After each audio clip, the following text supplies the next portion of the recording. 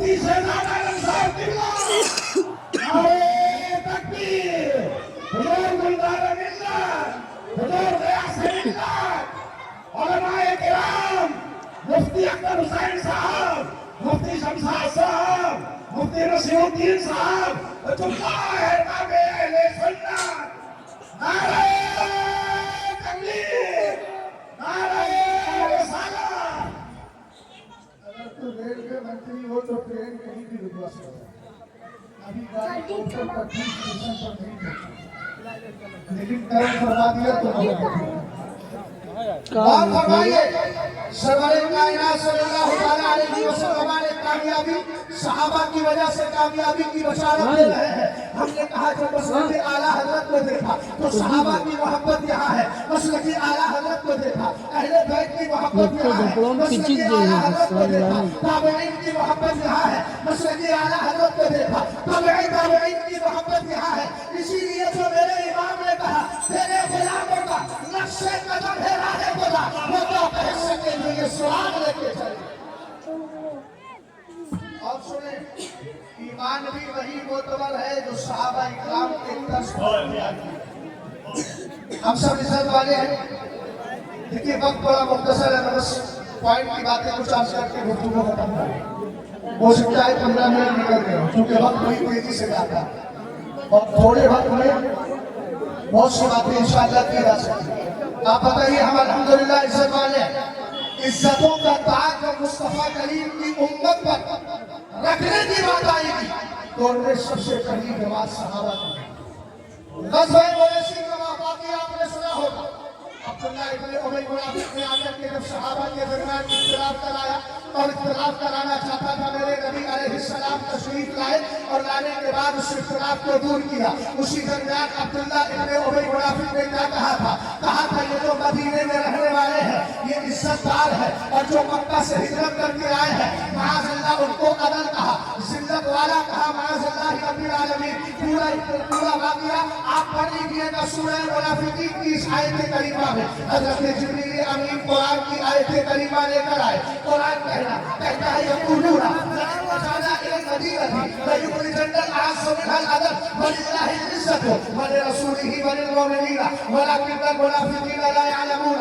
یہ کیا کہہ رہے تھے؟ ہم عزت والے ہیں، وہ معاذ اللہ ذلت والے ہیں، اور اس نے کہا تھا جب مدینہ جائیں گے نا ہم میں سے عزت دار ضمیروں کو نکال کے باہر کرے گا۔ قرآن نے ان کے قول کی حمایت کی اور کہا وہ یہ کہہ رہے تھے ہم پلٹ کر جب مدینہ جائیں گے ہم میں سے عزت دار ضمیر کو نکالے گا۔ قرآن نے فیصلہ کیا وَلِلَّهِ الْعِزَّةُ وَلِرَسُولِهِ وَلِلْمُؤْمِنِينَ وَلَكِنَّ الْمُنَافِقِينَ لَا يَعْلَمُونَ۔ قرآن نے کہا عزت تو اللہ کے لیے ہے، عزت تو رسول اللہ کے لیے ہے، عزت تو ایمان والوں کے لیے ہے۔ یاد رکھو صحابہ کو جو عزت دار مانتا ہے عزتیں اسی کو ملا کرتی ہے۔ آپ کہیں گے وجہ کیا ہے؟ جو قرآن نے کہا وَلِلْمُؤْمِنِينَ ایمان والوں کے لیے عزت ہے، ایمان والوں میں مصطفیٰ کریم کے صحابہ کی جماعت سب سے پہلے آتی ہے۔ پتہ چلا عزتوں کا تاج ہمارے سروں پر بعد میں آیا ہے، مصطفیٰ کے صحابہ کے سروں پر پہلے آیا ہے۔ اور آج کے دور میں اگر کوئی عزت چاہتا ہے تو مصطفیٰ کے صحابہ سے پیار کرے تبھی عزت والا ہوگا، ورنہ ذلتیں اس کا مقدر بن جائے گی۔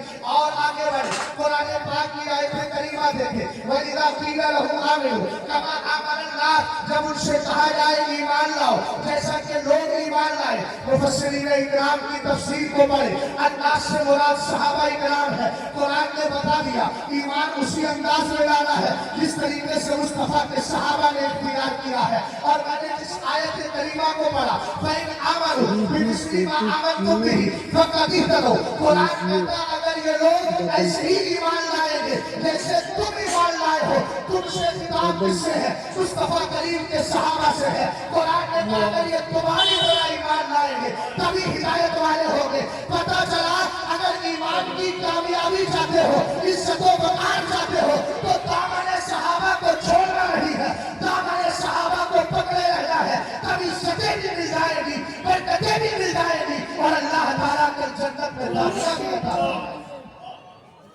حضرت علامہ مفتی شمشاد صاحب قبلہ نے اسی عنوان پر غالباً گفتگو کی۔ میں تھوڑا دور تھا، کچھ باتیں سننے میں آئی، میں بھی چاہتا ہوں اسی سلسلے کو آگے بڑھا۔ आज सबसे बड़ा मसला किस चीज का आता है? सादात इकराम तशरीफ फरमाए। हमारे बहुत सारे ऐसे अफराद भी हैं जो इस इख्तिलाफ अमीर मुआविया और मौलाए कायनात को घर का इख्तिलाफ समझ करके बोला हो। लेकिन याद रखिएगा, इमाम गज़ाली का जुमला आपने फरमाया काना इख्तिलाफो अली व मुआविया मबनीयन अला इज्तिहाद। अमीर मुआविया और मौलाए कायनात का जो इख्तिलाफ है ये इज्तिहाद पर मबनी है। हमने हज़रत अली की मुखालफत क्यों करता है? कहा अमीर मुआविया हज़रत अमीर मुआविया की मुखालफत क्यों करता है? कहने लगा अमीर मुआविया हज़रत अली के मुकाबिल आ गए थे। मैंने कहा इब्ने असाकिर की रिवायत को सुन लेते हैं। अपराधी कौन है? हज़रत अब्दुल्लाह इब्ने अब्बास रज़ियल्लाहु तआला अन्हु। हज़रत अब्दुल्लाह इब्ने अब्बास कहते हैं कुन्ना इंदन नबी सल्लल्लाहु तआला अलैहि वसल्लम अना व अबू बकर व उमर व उस्मान व मुआविया इन अब्दुल्लाह अली कि जीएम साहब लगाओगे तो कहूँगा कि मोड़े में लगाओगे। एक दिन मैं नबी करीम अलैहिस्सलाम की बारगाह में था। हज़रत उमर फारूक आलम भी थे, उस्मान गनी भी थे, अबू बकर सिद्दीक़ अकबर भी थे और हज़रत अमीर मुआविया भी थे। कहते इतनी देर में मौलाए कायनात रज़ियल्लाहु तआला अन्हु आ गए। सोशल मीडिया पे यही तो सुनते हो ना और इसी चीज को देखते हो। सरकार से मेरे ज़लाले मसूद गाज़ी रहमतुल्लाहि तआला अलैह की बारगाह के करीब आए हो तो उनकी फिक्र भी लेकर के जाओ। इस फिक्र की हिफाजत हज़रत आला हज़रत इमाम अहले सुन्नत ने की है। बड़ी पाकीज़ा तमहीद पेश की थी हज़रत अल्लामा मौलाना वसीउद्दीन साहब किबला ने। बड़ी शानदार और बड़ी अच्छी गुफ्तगू आपने की, अल्लाह उसको भी कबूल फरमाए। मैं अर्ज़ कर रहा था हज़रत अली आ गए। मुस्तफा करीम अलैहिस्सलाम ने हज़रत अमीर मुआविया से कहा या मुआविया तो अब तो हिब्बु अली का ए मुआविया मुझे मेरे अली से प्यार है। अगर जवाब कुछ और होता तो सरकार कबूल न करते, इसलिए कि नबी की नजर यहाँ भी रहती है। सरकार इधर भी देखते हैं तो इधर भी देखते हैं। कौन अली करता है ला तातज़िरू कद कफरतुम बादा ईमानिकुम। इल्मे गैब पर उंगली उठाने वालों का जवाब जब दिल से नहीं ज़बान से था तो सरकार अलैहिस्सलाम को बता दिया गया था, इसलिए जवाब यहाँ से था। सरकार ने कबूल किया। हज़रत मौलाए कायनात के लिए अमीर मुआविया कहते हैं फवल्लाहिल्लज़ी ला इलाहा इल्ला हु इन्नी ला उहिब्बुहु हुब्बन शदीदा। खुदा की कसम मैं अली से टूट कर मोहब्बत करता हूँ।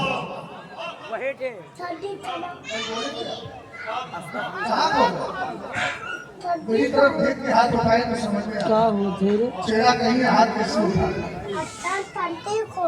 क्या कहा? मैं अली से टूट कर मोहब्बत करता हूँ। सरकार ने फरमाया इन्नहा सतकूनु बैनकुमा हुरैनतुन। तुम्हारे दरमियान जंग होगी।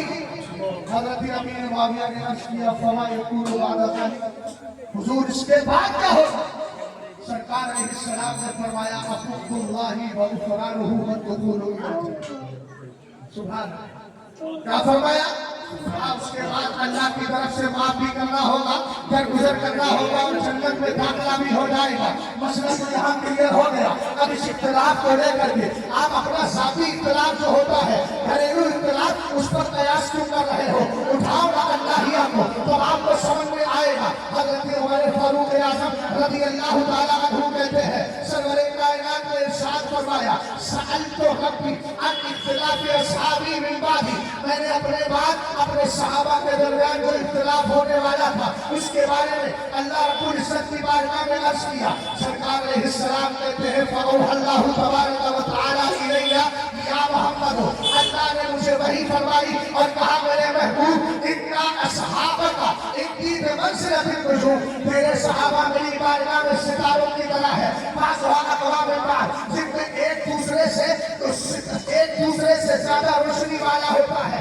आप जानते हैं सुरैया सितारा अगर ज्यादा चमकदार है तो दूसरे सितारों की चमक उससे कुछ कम होती है। लेकिन आगे फरमाया वाले कुल्लिन नूर, हर सितारे में रोशनी पाई जाती है।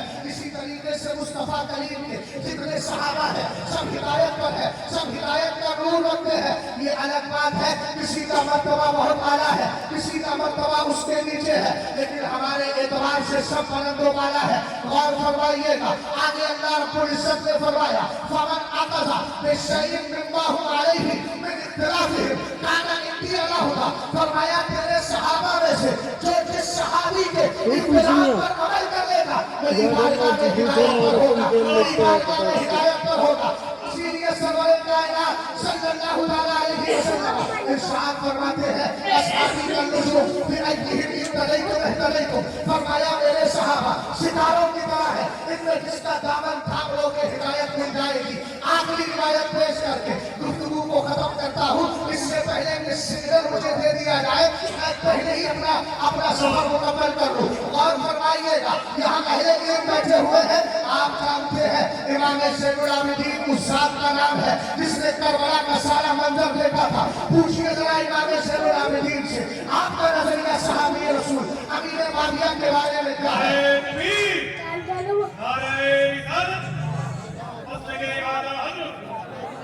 داماد حضور قائد ملت حضرت علامہ مفتی عاشق حسین صاحب نور نگاہ حضور تانی شریعہ